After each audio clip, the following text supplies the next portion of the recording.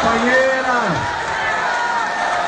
e companheiros, cidadãs e cidadão rio-grandinos e rio-grandenses e brasileiros que nos honram aqui com as suas presenças, direções dos movimentos sociais, das centrais sindicais, dos partidos que têm compromisso com a transformação e com o povo brasileiro.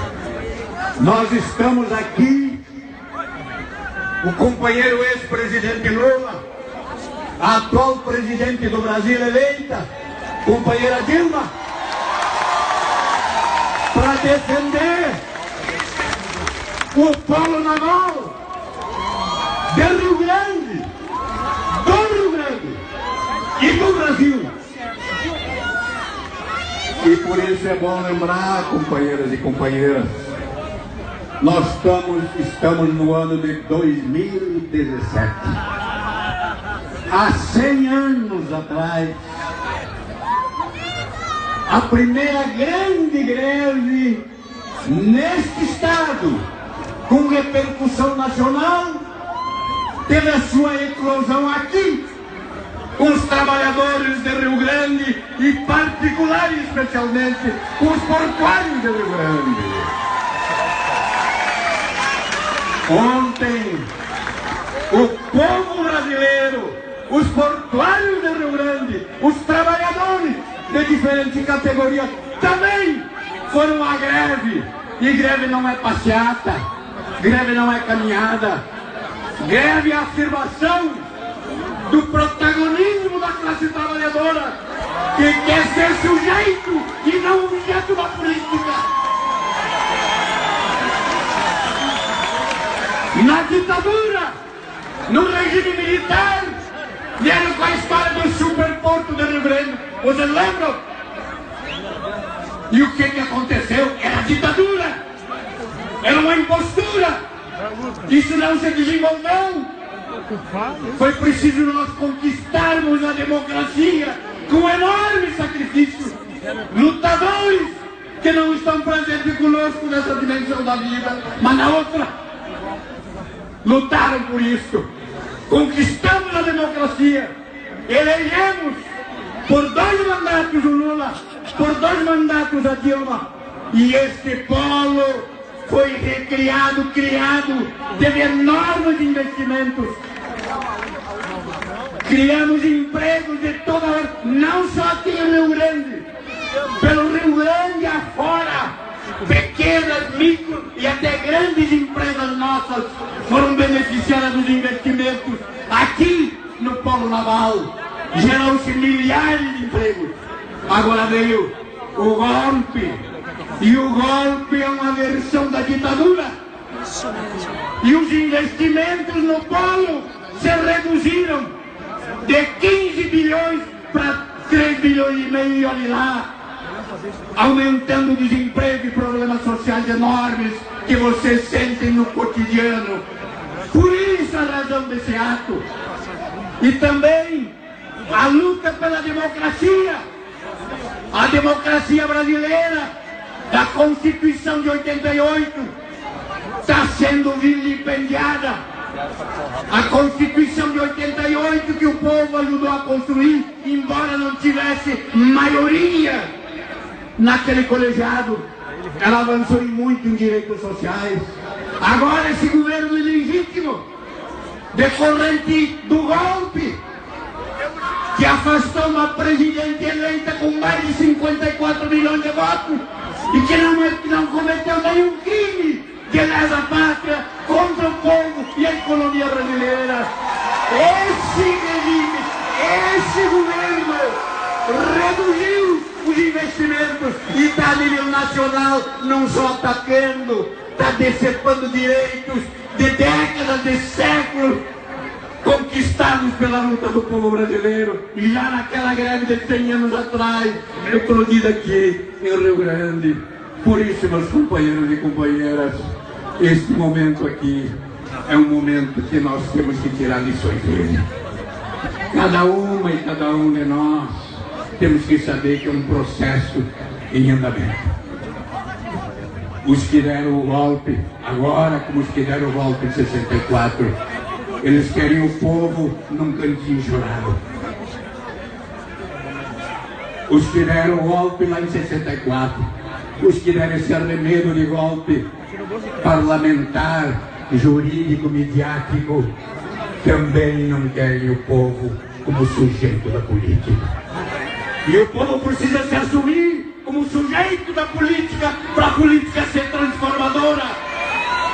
A greve de ontem é de ser um processo que se evolui, que cresça, que tome força, e que nós possamos garantir que tem eleição sim em 2018, que é o que eles não querem.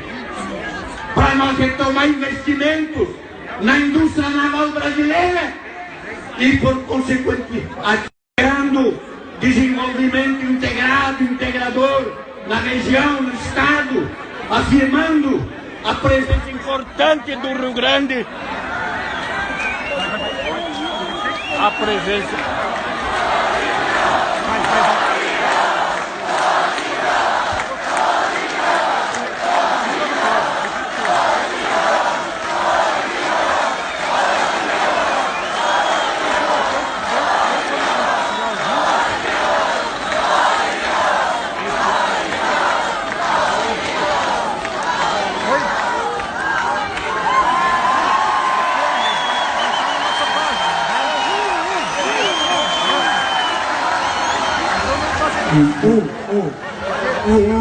Olívio, alô. Alô. Eu já estava agradecendo os companheiros por me chamarem a atenção, porque o tempo já se excedeu. Mas este polo, companheiro naval, é uma ponta da indústria naval brasileira e tem outros pontos estratégicos no país. Esse está sofrendo mais do que outros pontos, mas todos eles estão tendo as suas atividades reduzidas. Nós precisamos retomar um processo que só pode vir com a gente garantindo a democracia que foi interrompida pelo golpe, com eleições diretas já no ano que vem, com um programa de desenvolvimento sustentável, com um programa de desenvolvimento que tenha no ser humano a principal causa da sua ação integrada, que articule o Brasil com a América Latina, e aqui Rio Grande é um polo estratégico no Mercosul, com o mundo, inclusive. Por isso, companheiros e companheiros, boa luta! Retomando com Lula e Dilma uma caminhada já semeada, que essa semeadura frutifique daqui para diante, e só pode frutificar com a democracia reconquistada e qualificada. Boa luta, companheiro! Levanta a mão, povo guerreiro! Que loucura! Eu quero vermelhão no fundo! Quero energia! Quero bandeira! Que loucura, que energia! Olha aqui, ó, pessoal! Eu quero muita atenção, quero vermelhão, eu quero muita alegria, muita disposição, porque vai chegar uma hora muito importante. Vai falar agora uma mulher que, assim como eu, cada um e cada uma que está aqui, votou para ser presidente. Essa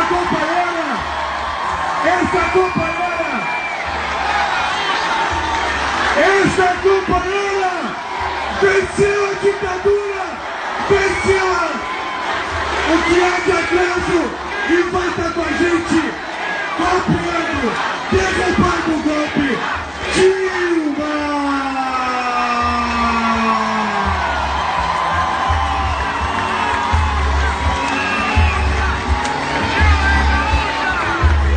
Um abraço a todos os gaúchos e as gaúchas aqui da metade sul do meu Rio Grande.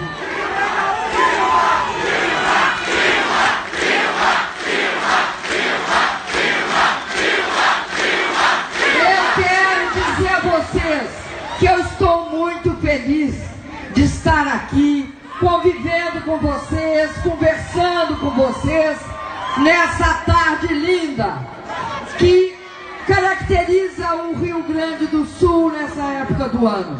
Mas quero dizer também que fiquei extremamente triste quando olhei para o Polo Naval. Eu vi o Polo Naval nascer.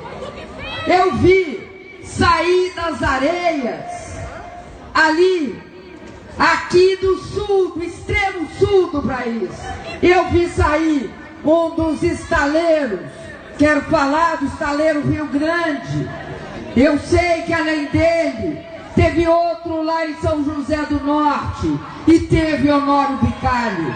Mas eu vi cada um sair do chão.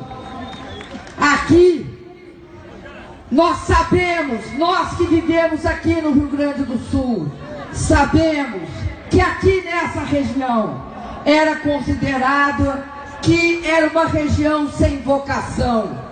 Sem vocação por quê?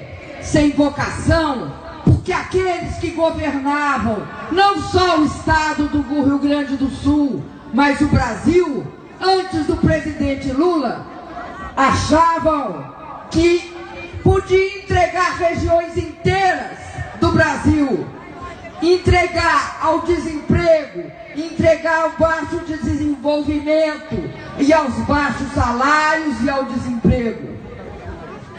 Quando surgiu aqui do chão, perto do mar, um estaleiro sofisticado, era o estaleiro em termos de tecnologia mais avançado que o Brasil estava fazendo. E nós estávamos fazendo estaleiro por todo o Brasil afora. E é bom dizer, eu não sei se vocês sabem, mas o Brasil, em 1980, nos anos 80, tinha sido um país com uma grande capacidade na indústria naval. Aí veio os governos neoliberais. O governo de Fernando Collor e de Fernando Henrique Cardoso, que enterraram a nossa indústria naval. Indústria naval que hoje eles estão tentando outra vez enterrar. Porque essa indústria que vocês conhecem, que trouxe para cá empregos de qualidade, que trouxe para cá um nível de desenvolvimento, que é o que nós queremos para o Brasil, essa indústria eles estão tentando matar. Estão tentando matar. Porque deixam, por exemplo, a plataforma P-71, 60% sem conclusão, parada, quando podia estar gerando emprego, gerando renda e produzindo. Porque eles têm uma visão de entregar o Brasil, de vender o Brasil. Esse país que nós construímos e que nós, nesse tempo todo, vimos crescer, sofreu um golpe de Estado. Eu fui afastada sem crime de responsabilidade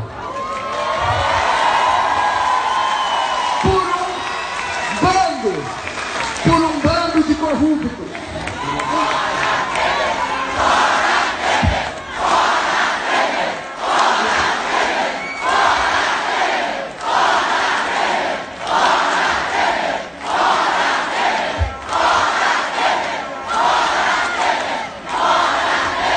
Um golpe que tem na Rede Globo de televisão seu principal partido.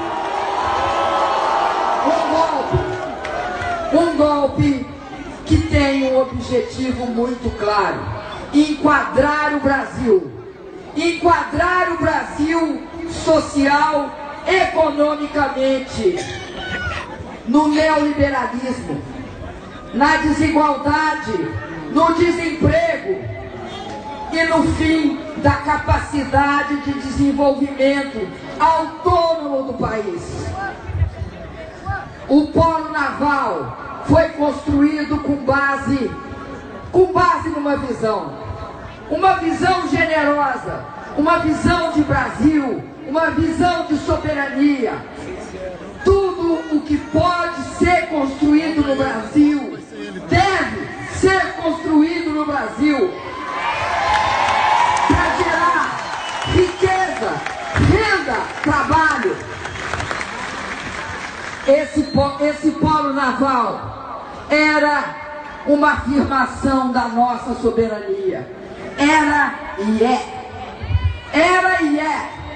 Nós todos, brasileiros, não importa se aqui do Rio Grande, se do Rio Grande do Sul ou de qualquer estado deste país imenso, temos de nos importar com o que estão fazendo com o polo naval. Porque aqui se gerava uma coisa importantíssima: a capacidade do nosso país se transformar, não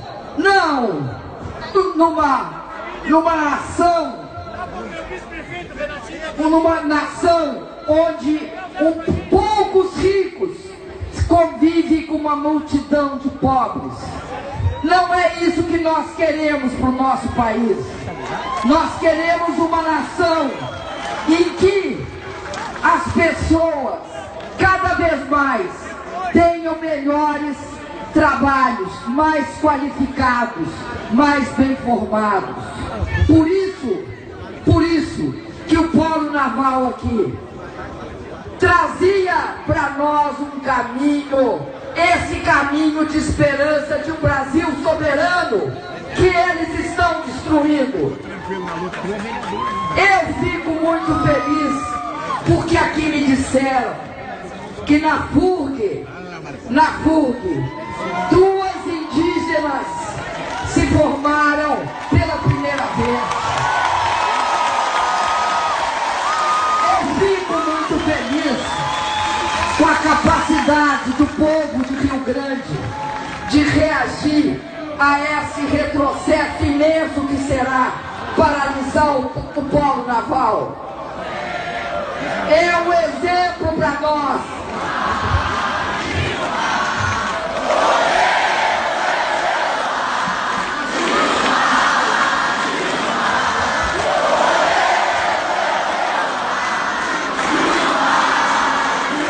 Obrigado pelo intervalo. Eu quero dizer para vocês o seguinte: eu vivi 2 golpes. Vivi na pele 2 golpes. Um golpe militar.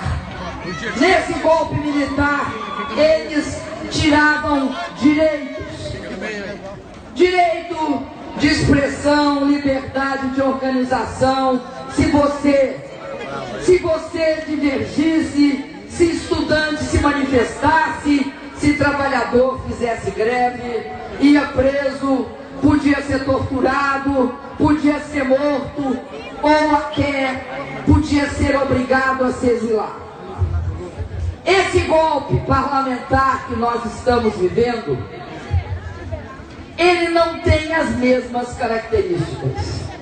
É um golpe parlamentar, já foi dito aqui, midiático e judicial.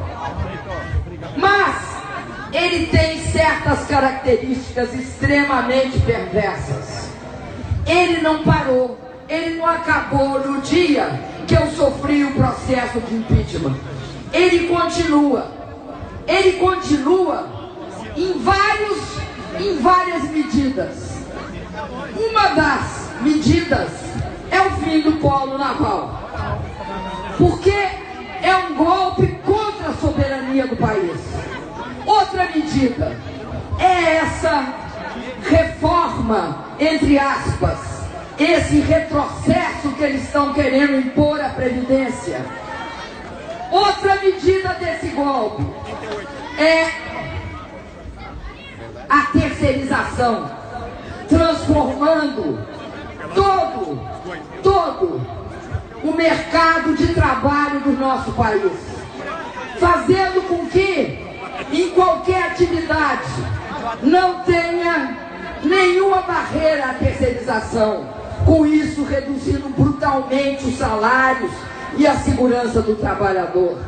É um golpe contra a CLT. E por que isso? Por quê? Por que eles deram um golpe? Eu já disse, para enquadrar o Brasil. Mas por que usaram esse meio para enquadrar o Brasil? Podiam ganhar a eleição, mas eles não são democráticos, porque eles perderam 4 vezes. 4 vezes! Sem golpe! Nenhum brasileiro ou brasileira, nenhum brasileiro ou brasileira votaria essa perda de direitos, esse ataque à nossa soberania. Abrir as terras brasileiras, terras férteis, para qualquer estrangeiro comprar, desnacionalizando o território. Abrir os céus para qualquer companhia internacional voar aqui sem exigir nenhuma contrapartida. É isso que está em curso, e é cada vez, cada medida é uma parte do golpe, cada medida é um complemento do golpe. Mas tem uma medida mais grave, a mais grave de todas, além do impeachment. Porque quando você faz impeachment contra uma presidenta com 54 milhões e meio de votos, tudo é possível. Qual é essa medida? Nós, daqui até outubro de 2018, temos de ter um pensamento na cabeça. E esse pensamento é a luta pela democracia e o voto direto. O voto direto para o presidente da República. Esse processo é o nosso encontro marcado com a democracia. Nós sabemos que eles até agora, eles não consolidaram todas essas medidas. O Fórum Naval ainda tem volta. Os nossos direitos nós podemos pegar de volta. O que nós não podemos deixar que aconteça é que eles se consolidem no poder. E aí tem um jeito, é eleição, é eleger seu presidente.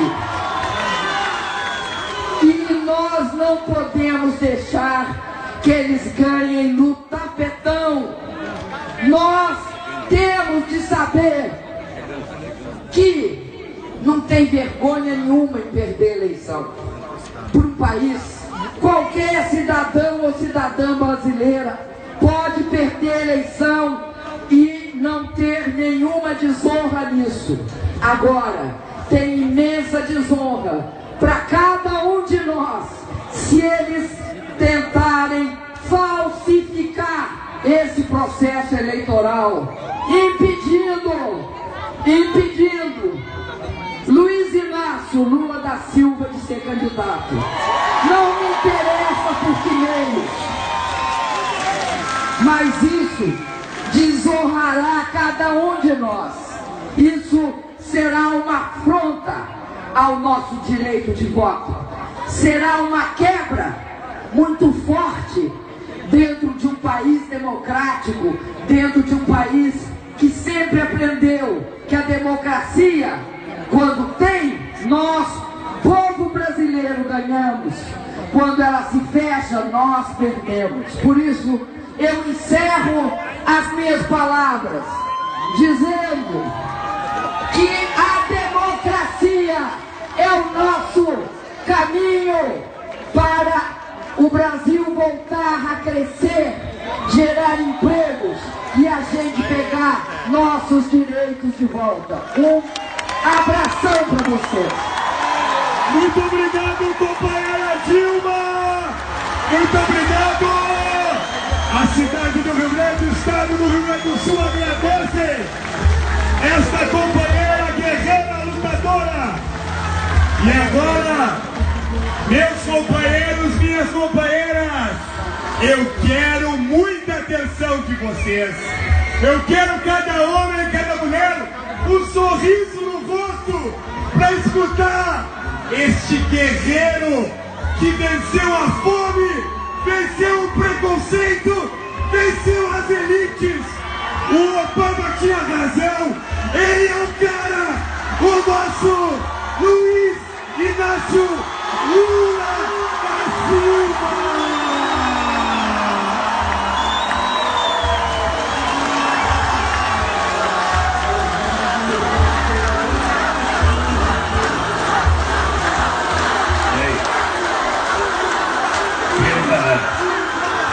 Pelo tamanho da minha barriga, vocês perceberam que eu ia enfiar fome mesmo. Eu quero, primeiro, dizer ao povo do Rio Grande do Sul, estado que eu visitei pela primeira vez em 1975, a convite do então presidente do Sindicato dos Bancários de Porto Alegre, Olívio Dutra, e eu, recém-eleito presidente do Sindicato dos Metalúrgicos Soberanos do Campo, onde conheci também o Tarso Genro como advogado do Sindicato dos Bancários de Porto Alegre.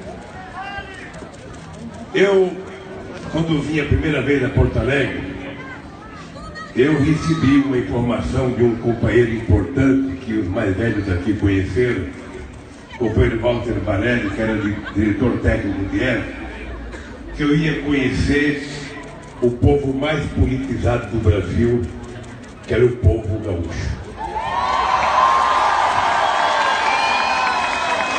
E eu voltei, depois de passar 2 dias em Porto Alegre, eu voltei fascinado com o grau de discussão política que acontecia em Porto Alegre. E voltei desejando que o Brasil inteiro pudesse ser um Estado politizado, resultado de uma história, sabe, que tinha pessoas importantes, sobretudo ligadas ao trabalhismo, pessoas que ajudaram a criar o Getúlio Vargas, que depois ajudaram a criar o Brizola, pessoas como o Jânio Castilho, pessoas que ajudaram a criar o Jango. E aí eu comecei a perceber a diferença do Rio Grande com São Paulo, porque enquanto aqui você tinha Jango, Brizola e Getúlio, lá em São Paulo você tinha Jânio, Ademar e Maluf. Era uma diferença bárbara para a gente poder conhecer a evolução política desse Estado. Eu não vou filosofar sobre o que está acontecendo no Rio Grande do Sul hoje. Mas esse Estado,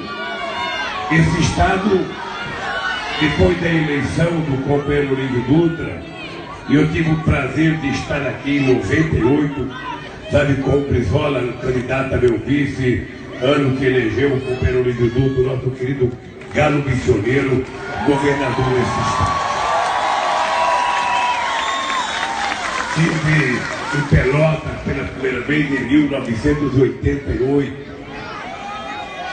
Portanto, faz muito tempo que eu frequento esse solo gaúcho, esse solo dos Pampas. E eu sinto que aqui também, como no Brasil, houve um certo retrocesso.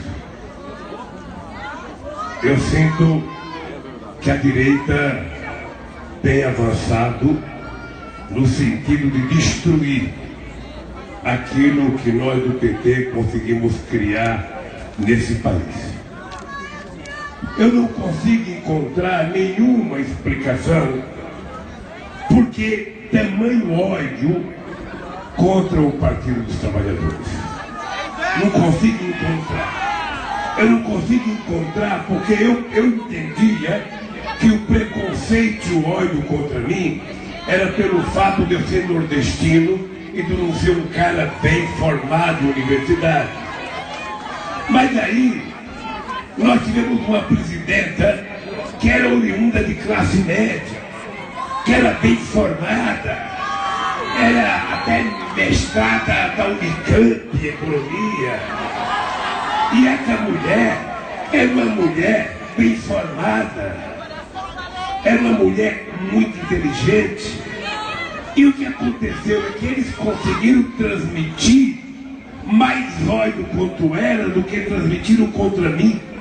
Porque comigo eles ainda não tiveram coragem de tentar me derrubar, mas ilegalmente derrubaram essa mulher. E aí eu descobri que o preconceito não era contra nordestino, contra pobre. O preconceito é porque a elite perversa desse país ainda trata a mulher como objeto de cama e mesa e não como sujeito da política.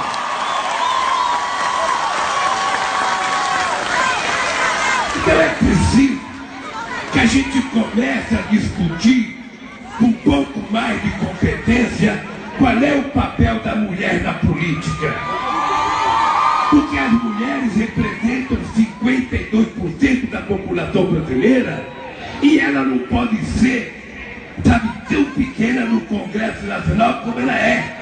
Então nós precisamos começar a discutir por que a mulher não está na política com 52% de representatividade como está. Obviamente que eu estou dizendo isso para vocês, mas eu sei do fator histórico. Eu sei do fator histórico. Uma vez eu tive aqui, não me peçam para dizer, eu vou falar que nem o promotor da Laiol. Não me peçam provas que eu não vou dizer. Mas olha, uma vez eu tive aqui, o Olívio estava comigo numa cidade gaúcha. Nós fomos jantar na casa de um companheiro. A mulher não passava da porta. Tinha um monte de homem conversando, a mulher também ia perguntar, querem mais comida? Daí volta. Não podia participar. É assim que a mulher foi tratada até ontem. É assim que a mulher foi tratada até ontem. Sindicato era coisa de homem, partido político era coisa de homem, palanque político é coisa de homem, tudo é coisa de homem. Essa é uma coisa histórica desde que a humanidade é a humanidade. E nós precisamos mudar. E não depende dos outros. Não depende dos nossos inimigos, dos adversários. Nós temos que mudar. Então nós é que temos que mudar de comportamento.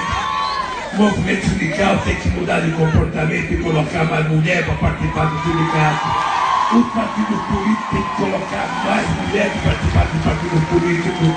As mesas de debate têm que ter mais mulheres, sabe? Então nós vamos mudando essas coisas. E eu acho que o PT foi a iniciação desse processo de mudança. E eu acho que isso é que irritou os nossos queridos adversários. E eles perceberam um momento de fragilidade nossa e resolveram nos dar uma rasteira. Rasgaram a Constituição, inventaram uma pedalada. Também ninguém mandou a Dilma começar a andar de bicicleta lá em Brasília, que deu razão para eles. Fizeram uma pedalada, fizeram a Câmara dos Deputados mandar para o Senado, que mandou a gente para fora do governo. Isso não significa que a gente tem que ter ódio? Não. Significa que a gente tem que saber que nós temos neste país a existência cotidiana de uma luta de classe que muita gente achou que tinha acabado nesse país. Tem um tipo de gente que não suporta a ascensão dos pobres. Tem um tipo de gente que não suporta uma menina negra fazer odontologia. Tem um tipo de gente que não comporta e não aceita uma menina da periferia fazer medicina ou fazer engenharia. Tem um tipo de gente que não comporta e não aceita que uma pessoa mais humilde possa pegar um avião numa cidade qualquer e viajar para outro estado. Porque o lugar deles é para andar de ônibus, não é para andar de avião. Tem gente que não suportou os pobres tendo carro. Tem gente que não suportou os pobres tendo computador. Tem gente que não suportou os pobres entrando em restaurantes que antes era só de uma pequena parcela da sociedade. Depois pobre quer se meter a frequentar teatro. Pobre quer se meter a fazer cultura.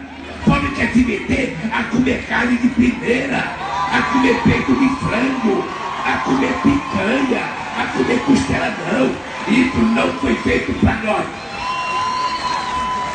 Pobre tem que comer coisa de segunda.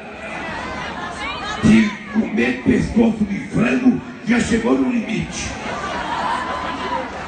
E nós provamos, em 12 anos de PT, que é possível mudar a história desse país. É possível mudar a história da sociedade, porque uma nação, ela não é feita pelo seu tamanho territorial. Uma nação não é feita pela sua fronteira marítima ou pela sua fronteira terrestre. Uma nação, ela é medida pela qualidade do seu povo, pelos direitos do seu povo, pela formação do seu povo, pelo jeito de viver do seu povo. Tem vários símbolos que podem representar uma nação, que vai dar moeda à nossa floresta, que vai dar seca aos nossos oceanos. Mas nada representa mais do que é uma nação, do que o rosto de cada homem, de cada mulher e de cada criança. Nada representa mais uma nação do que uma criança tomar café, almoçar e jantar e tomar mamadeira de noite antes de dormir. Nada representa mais uma nação do que uma pessoa que nasce pobre, na favela mais humilde desse país, poder sonhar em fazer uma universidade e ver seus filhos serem doutores desse país.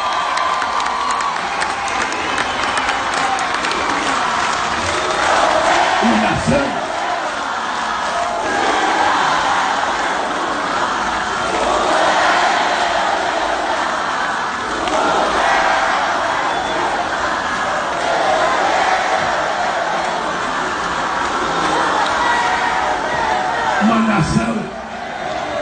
queridos companheiros e companheiras,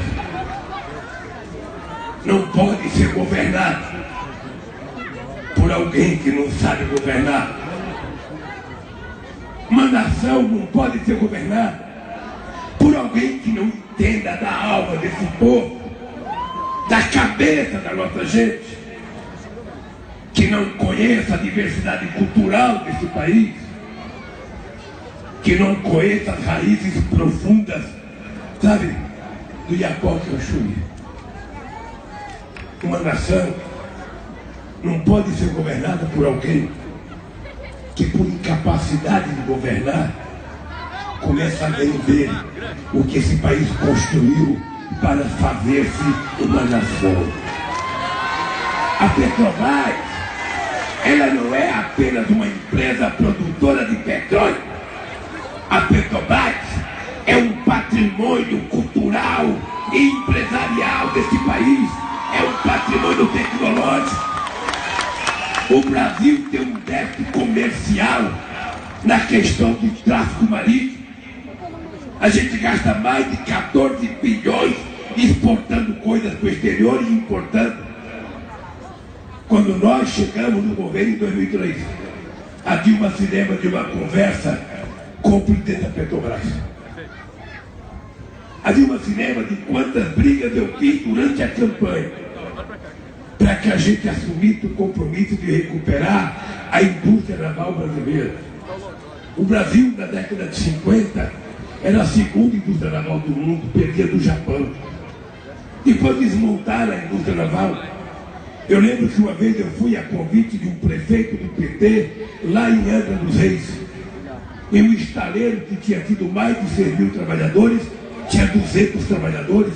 O restante era um metalúrgico, ex-metalúrgico desempregado, vendendo cerveja dentro do isopor, nas praias e nas ilhas de Angra dos Reis. E eu assumi o compromisso de recuperar a indústria naval brasileira. Assumi o compromisso de provar que a gente poderia fazer uma indústria naval. O Brasil tem 8.500 quilômetros de costa marítima. Grande parte do transporte brasileiro pode ser feito via, sabe, navio. Para a gente não ficar com um caminhão, sabe, andando 800, 3, 4, 5 mil quilômetros. O Brasil tem uma quantidade de rios navegáveis extraordinária, que pode fazer transporte para a Venezuela, que pode fazer transporte para a Bolívia, que pode fazer transporte com o Equador, que pode fazer transporte com a Colômbia. Então, um país que quer ser uma nação soberana, ele tem que ter um projeto de desenvolvimento. Ele tem que definir qual é a área que ele vai desenvolver. E eu lembro que na época o presidente da Petrobras, que já morreu, Francisco Grosso, disse que eu estava mentindo quando eu dizia que a gente tinha competência de recuperar e de fazer uma indústria naval. Ele disse que a gente não tinha competência e que a gente não tinha tecnologia. Eu fui no clube de engenharia do Rio de Janeiro, eu fui discutir com a Petrobras, eu fui discutir com os trabalhadores metalúrgicos e eles provaram a gente tem competência para fazer estaleiro. Eu lembro que eu fui conversar com o presidente da Petrobras, meu amigo Zé Eduardo Dutra, que já morreu. Eu lembro que eu fui conversar com ele e dizia, mas presidente Lula, a Lula estava presente, sentado, presidente, sabe que a gente não pode fazer porque custa 100 milhões de dólares mais barato fazendo na China. Eu falei, companheiro Zé Eduardo Dutra, pelo amor de Deus, você tem que imaginar que eu não estou só pensando na Petrobras, eu estou pensando no Brasil. Não é o Brasil que é da Petrobras. A Petrobras, que é uma empresa desse país, e precisa trabalhar pensando no país. E eu comecei a perguntar, eu estou até preocupado, porque o Moro deve estar vendo meu discurso aqui. É verdade, o Delanhol também. E eles não estão tentando me julgar por corrupção, é pelo jeito de governar esse país. É isso que eles estão me julgando. Então, mas eu vou continuar. Eu vou continuar. Como diria o Fidel Castro, a história da absolverá.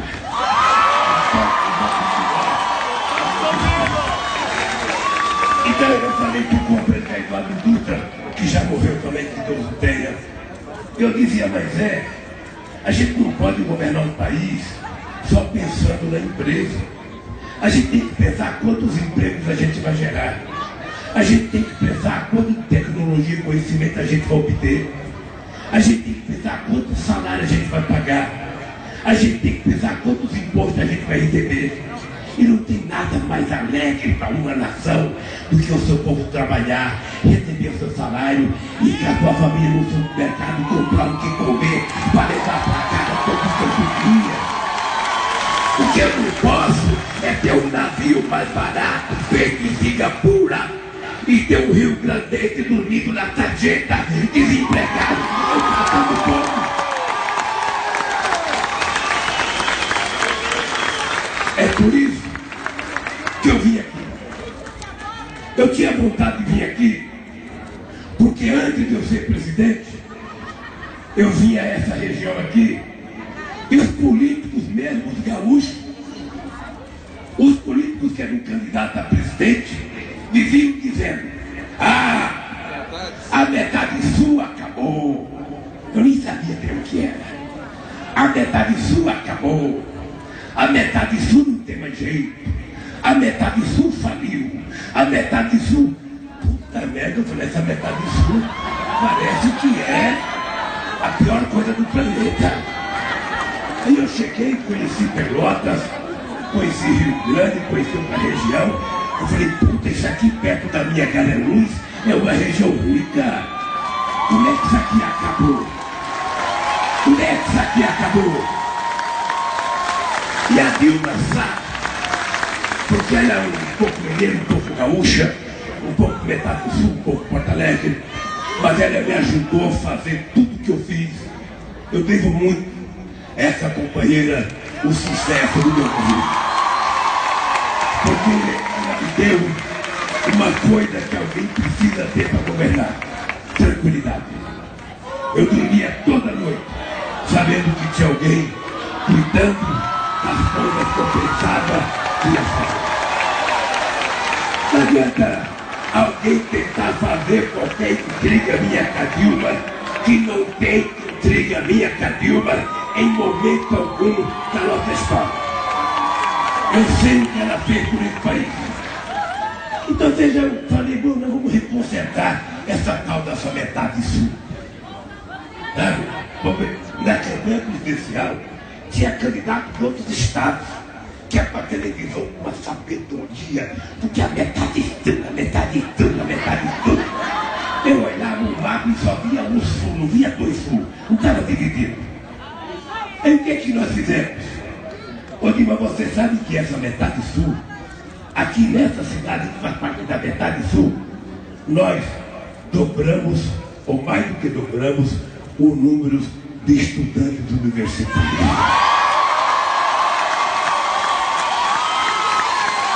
Você sabe que na metade sul de Pelotas, nós também mais que dobramos o número de estudantes universitários. A Universidade dos Pampas, a Unipampa, nos 10 campos dela, já tem mais de 20 mil estudantes e o piloto reitor está ali em cima.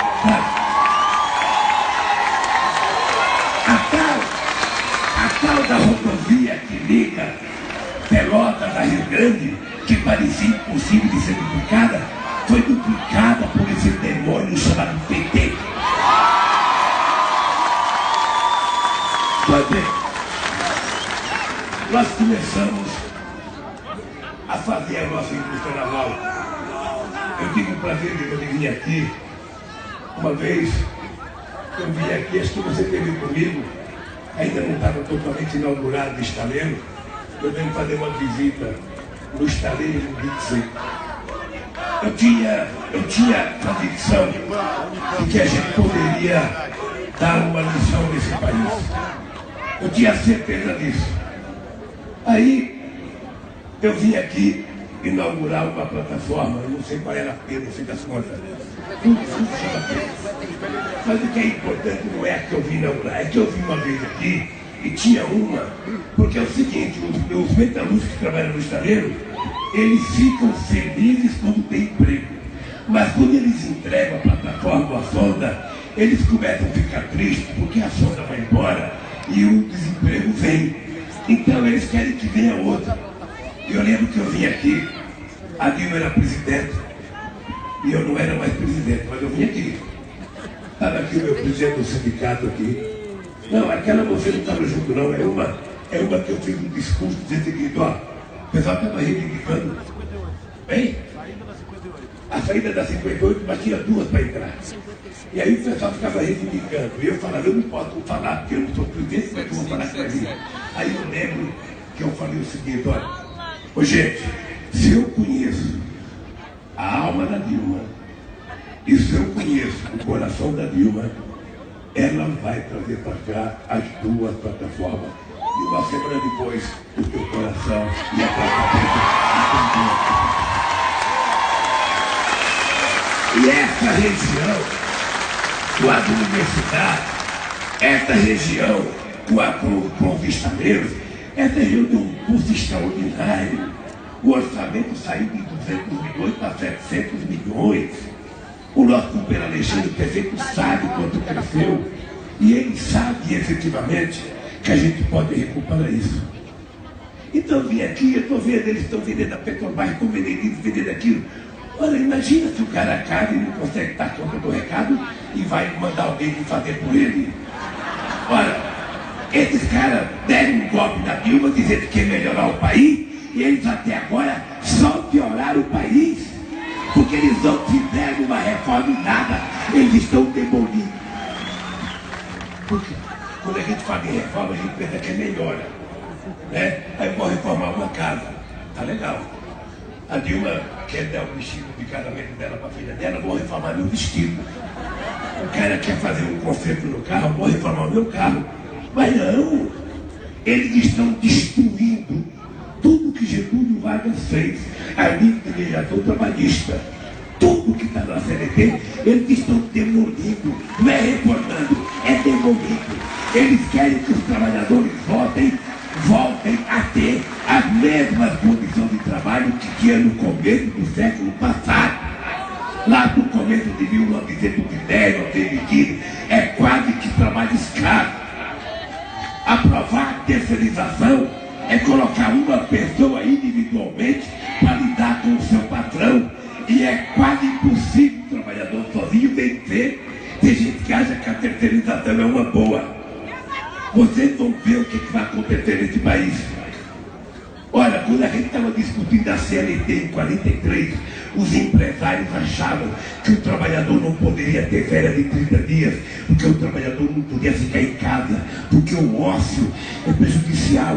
O ócio faz ele beber, faz ele brigar com a mulher, então ele não pode ficar em casa. É essa a mentalidade de uma parte da elite brasileira. Essa é a mentalidade, e agora querem jogar nas costas do povo o rombo da presidência. Olha, eu vou dizer uma coisa para Dilma. Eu estou divulgando sempre que eu posso o relatório de uma economista chamada Laura Tavares, filha da Maria da Conceição Tavares, tua amiga. Ela é economista e ela trabalha há mais de 32 anos com Previdência Social. E ela fez um relatório para mim, mostrando o seguinte: de 2004 a 2014, a Seguridade Social brasileira foi superavitária. Chegou a crescer 56% a arrecadação. Ora, por quê? Porque nesse período de 2004 a 2014 foram criados 22 milhões de empregos formais, porque foram aumentados a renda do trabalhador em média 3,5% ao ano, porque o salário mínimo aumentou 74% nesse mesmo período, porque foram formalizados 6 milhões de micro e pequenos empreendedores nesse país. Então, se esses prototipas que estão aí não sabem governar, é preciso que eles saibam que tem gente que já governou e que já fez esse país dar certo e que sabe como fazer esse país dar certo. E se alguém quiser governar esse país, tem que ter em conta o seguinte: os pobres não podem sair do orçamento. Os pobres não podem sair do orçamento. Então, digo, o que eu tenho dito todo dia, companheiros? Eles podem se preparar. Eu, sinceramente, não sei o que vai acontecer comigo, mas eles podem se preparar, porque nós vamos voltar e vamos recuperar a indústria naval desse país. Nós vamos recuperar a indústria naval desse país. A Petrobras vai aprender a encomendar navio para ser feita pela mão de metalúrgico brasileiro, de metalúrgico de Rio Grande. Eles têm que saber disso.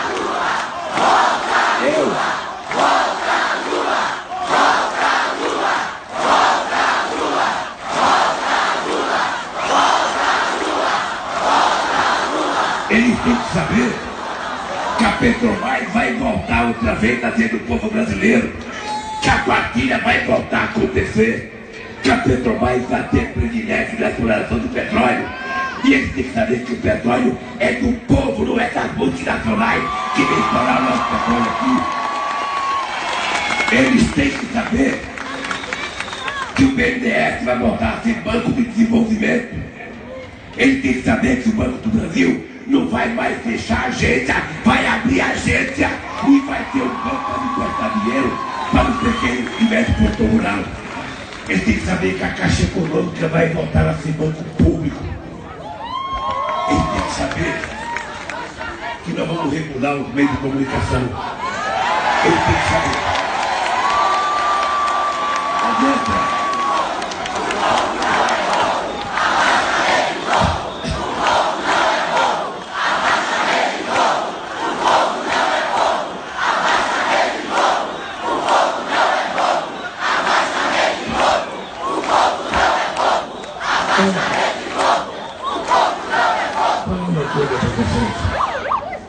Eu estou percebendo que esse desmonte desse país não pode continuar acontecendo e algumas pessoas falarem em eleição em 2018.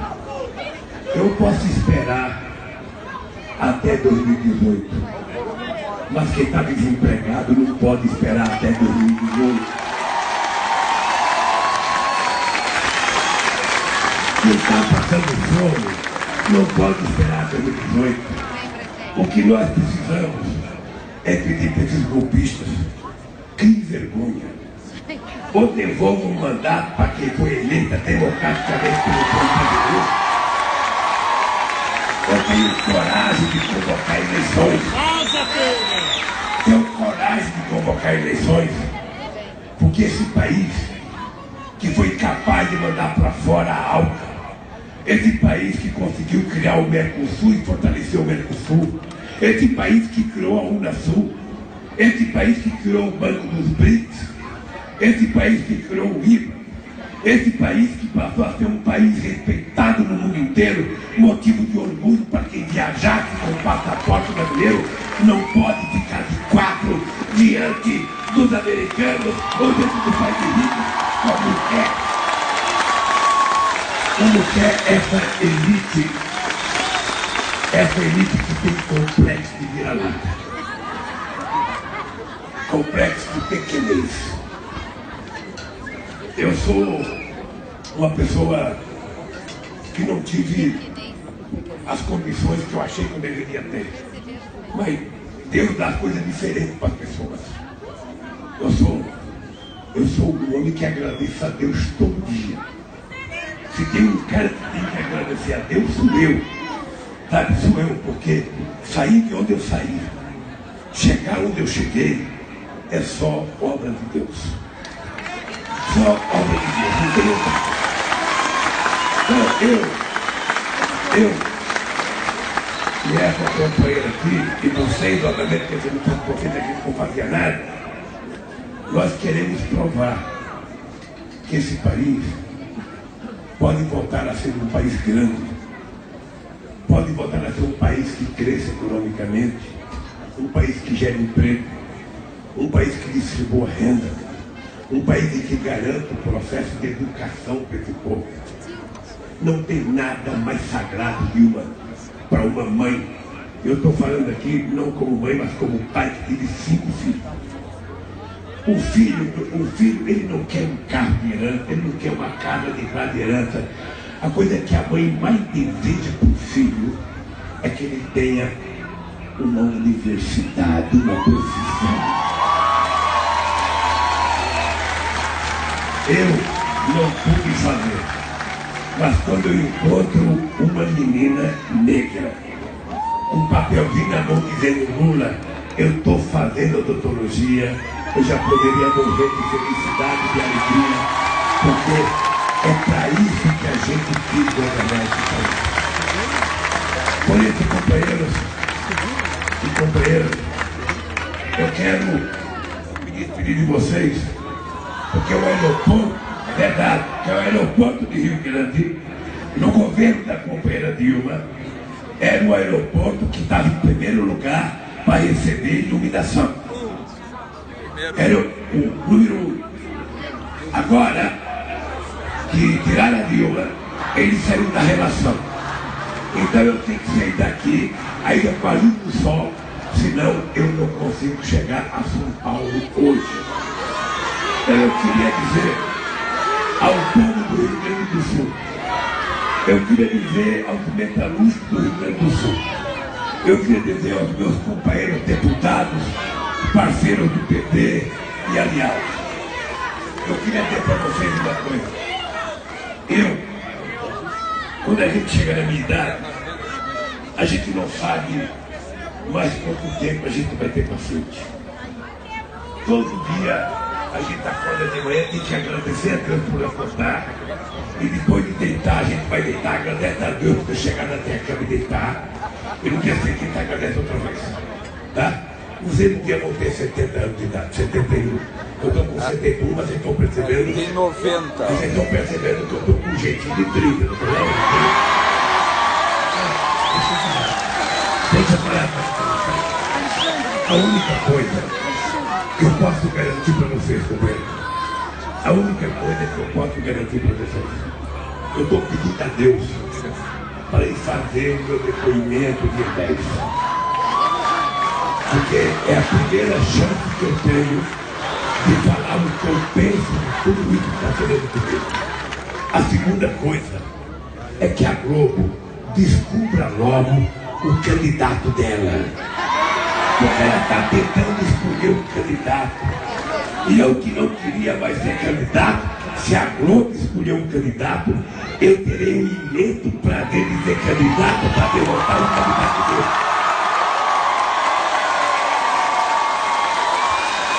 Porque a Globo, ela não se presta mais a transmitir informações. Ela se presta a tentar destruir o PT, a tentar destruir a Dilma, a tentar destruir o Lula.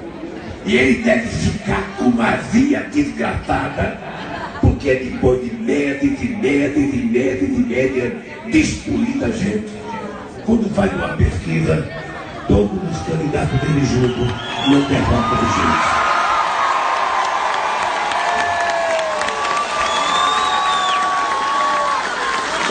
Então, companheiro, eu quero dizer para vocês uma coisa, para terminar. Eu continuo sendo Lulinha Paz do Amor. Tem gente que fala, Lula está radicalizando, não estou radicalizando. Eu estou apenas me virando para não apanhar tanto. Porque vocês já viram um político que apanhar mais do que eu? Vocês acham que alguém aguentaria a quantidade de porrada que eu tomo todo dia? Vocês imaginaram que a Polícia Federal foi na minha casa, na hora que eu saí, a Marisa sozinha, eles levantaram o colchão achando que eu tinha dinheiro para o colchão? Vocês acham que eles podem fazer isso porque a lei é para todos? Então, gente, é o seguinte, esse país está de ordem. Esse vai ser de alguém que governe esse país. Eu tenho orgulho de ter governado um país no momento que os trabalhadores mais ganharam. Mas no momento que houve menos greve, houve menos ocupação de terra, sabe por quê? Não é porque o pessoal ficou mole, é porque a gente está acordado as coisas com o povo brasileiro. A gente está acordado. A gente não aprovou a Lei Maria da Penha porque a gente não gosta dos homens, não. É porque os homens têm que aprender que mão não foi feita para fazer mulher. A gente tem que saber que está crescendo o número de mulheres no mercado de trabalho, mas ainda não cresceu o número de homens dentro da cozinha para ajudar a fazer as coisas. A gente tem que saber disso. E eu agora, que não tem mais a marido, estou fazendo e estou aprendendo. Tá? Não é fácil não, é para aprender, vou fazer. Então, companheiro, eu queria ter para vocês, olha, eu vou embora. Para mim foi uma alegria imensa encontrar meu velho companheiro Olívio Dutra aqui. Pessoa porque eu tenho uma estima profunda. Parece que o companheiro Tasso não esteve aqui, porque a mulher do Tasso está com câncer e está sempre aqui.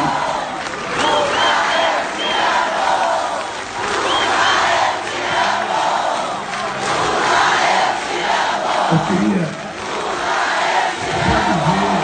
para vocês, companheiros, que eu não sei quanto tempo eu tenho pela frente. Mas eu quero dizer para vocês o seguinte: pode ter certeza que na minha idade é difícil a gente mudar o treino. Eu quero dizer para vocês, se eu tiver 20 anos ou tiver 1 minuto, será dedicado para a gente recuperar a democracia e para fazer o povo pobre ter direito de comer 3 vezes ao dia, ter direito a trabalhar e a ter direito. Por isso, companheiros, eu vou dar um beijo na Dilma E vocês sintam que eu estou beijando todos os outros mulheres aqui. Um abraço, companheiro, e vamos lutar para recuperar a indústria naval brasileira.